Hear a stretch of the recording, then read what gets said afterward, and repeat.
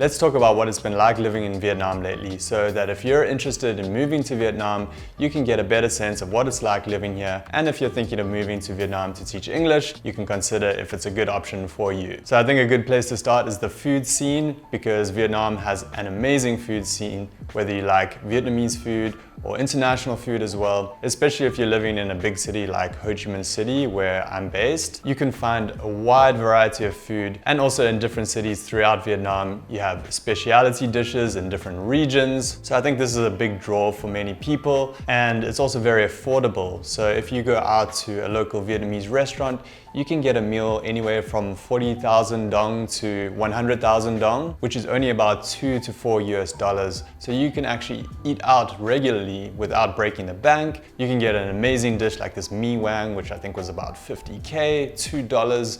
And of course you got to put that chili jam on it.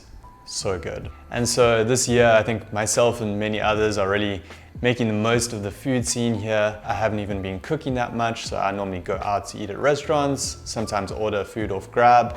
And if you do want international food, there is also a really good international food scene here. Sometimes it can be a bit pricier, but you can get pretty much everything from Western food to other Asian dishes, Japanese, Thai, pretty much everything you want. And there's some great restaurants as well. I recently went to Chang's Bistro, which has a really nice view of the city, and they have really good pasta there. It is a bit more pricey, so you're looking at more like 200 to 250,000 for a meal, which is around $10, but you're also paying for the location. And I've also noticed more and more affordable international food options. I think because initially the international food was more just for expats and those who particularly wanted Western food and were willing to pay more, but I think more and more Vietnamese people like trying different dishes as well, and there's more and more options that are more affordable. So you can get pasta and pizza and things like that with more affordable prices at different restaurants. So for me, living in Vietnam this year has been more of the same when it comes to food, which is a good thing. Still loads of affordable options, still a lot of variety, and that's in Ho Chi Minh City. And as I mentioned, different cities have differences in the cuisine they offer, but throughout Vietnam, there's an amazing food scene as well. So now it's about halfway through the year and we've just got into the rainy season. For those of you that don't know, Ho Chi Minh City basically has two seasons.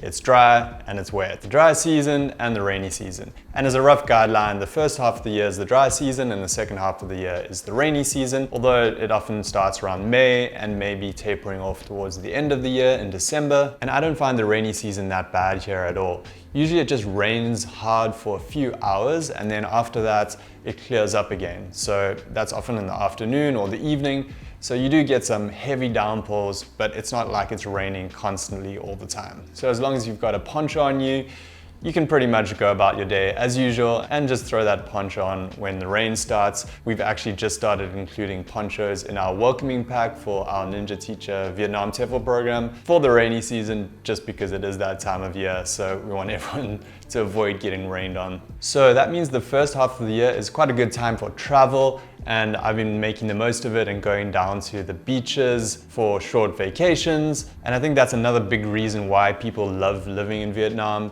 It's because of the affordability and the ease of travel within Vietnam as well as to nearby countries.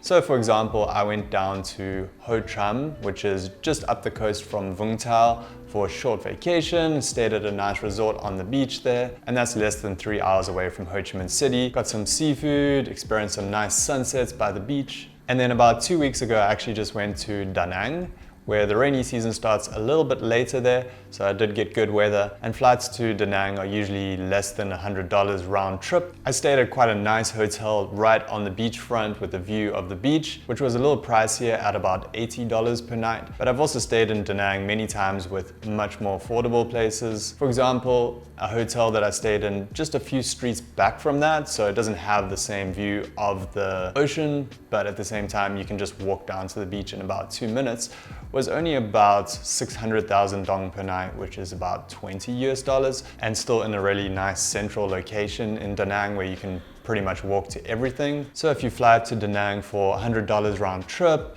stay in a hotel for about $20 per night, and then eat delicious Vietnamese food throughout your trip, as I mentioned, can be a few dollars for a meal.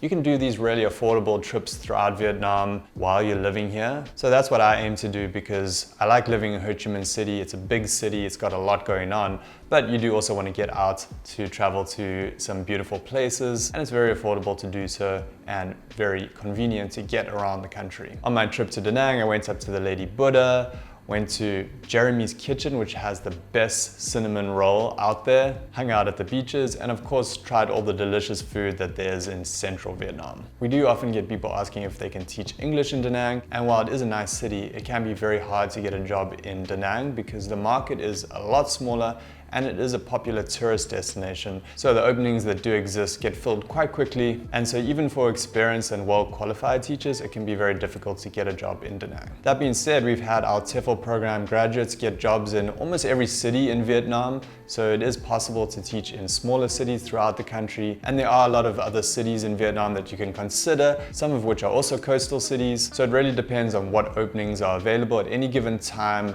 and your performance in interviews, as well as your qualifications and experience. So as it gets more into rainy season, it is also nice to do things indoors to avoid the rain.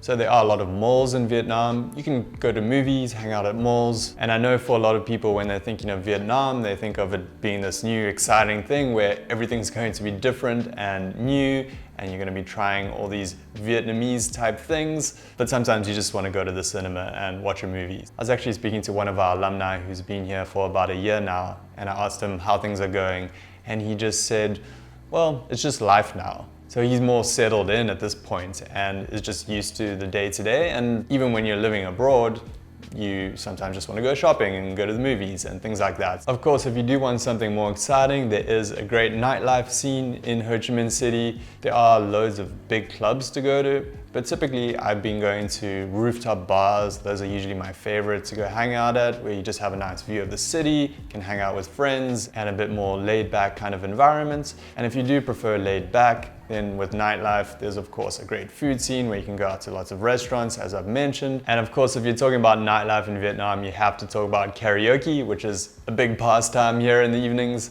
It's something that I never wanted to do before coming to Vietnam, but nowadays karaoke is something I really enjoy because you can actually get a private room with friends and there's multiple microphones and you can choose from pretty much any song out there that you want. And it's just a lot of fun to hang out. It's not the pressure of doing karaoke in front of a bar of random strangers. We often do karaoke with our course participants when we're having a celebration at the end of the course. And we have regular events for our Vietnam TEFL program participants here in Ho Chi Minh City where we have meetups. So that's also a nice way to get out and meet some new people. And we have those almost every month. And it's always nice to catch up with our alumni and see how they've been doing. Some have been teaching in Vietnam for a few months, some several years. So within the Ninja Teacher community and the greater expat community, as well as the communities that you form with Vietnamese people, that makes living in Vietnam really enjoyable because you can make a lot of friends. There's lots of people to hang out with, and it's really not that hard to meet other people in Ho Chi Minh City, as there's loads of events and things to do. And Vietnamese people are very friendly and open, and then I think a lot of the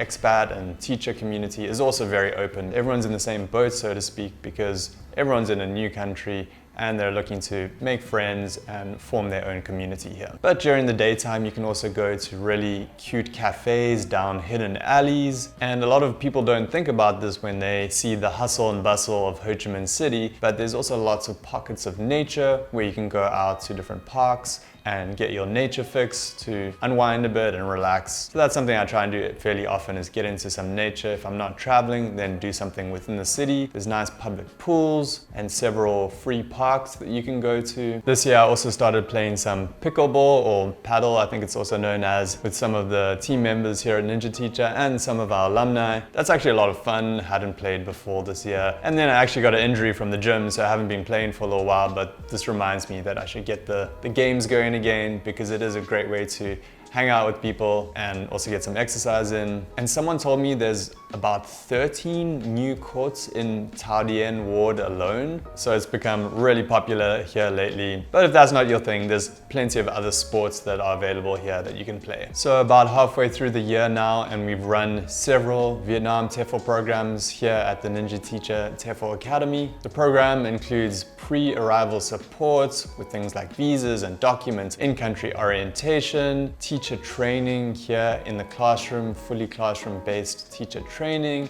a teaching practicum with real Vietnamese students, and then job placement in Vietnam after the program. So for myself and the team at Ninja Teacher and all the people who come through our programs, a lot of our day-to-day involves the English education industry here. So many of the people that I know are involved in teaching in some way or another. So for a lot of people, their day-to-day looks a lot like what I've been describing before, and going out and teaching either at English centers or public schools. So for those that are living here and teaching English in Vietnam, you can earn a good salary compared to the living costs so that you can live really comfortably here. The working hours are quite reasonable, so you can live quite a balanced lifestyle when you're teaching English in Vietnam.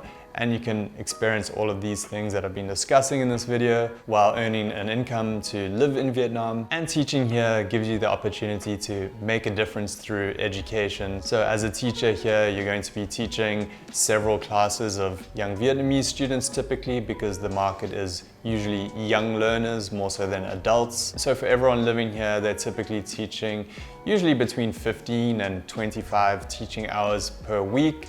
Although some people like to start part-time and teach less hours than that, anywhere from 8 to 16 hours per week. And some people might start on those lower hours to get a feel for teaching and then build up their hours, because you typically are paid per hour. And some people are actually happy to stay on part-time hours and just teach part-time to get a work permit and live here and make enough to cover rent and basic living expenses. So for a lot of people living here, that's what it's going to look like for those that are teaching English. So for myself and many people living here in Vietnam, I think it's been a great year, and living in Vietnam lately makes for a great lifestyle, balanced lifestyle with good quality of life. So that's it for this video. Subscribe for more videos about living and teaching English in Vietnam. You can watch another video about teaching English in Vietnam here. And if you'd like our help with getting started teaching English in Vietnam, click the link below and visit ninjateacher.com and we'll help you out with getting started.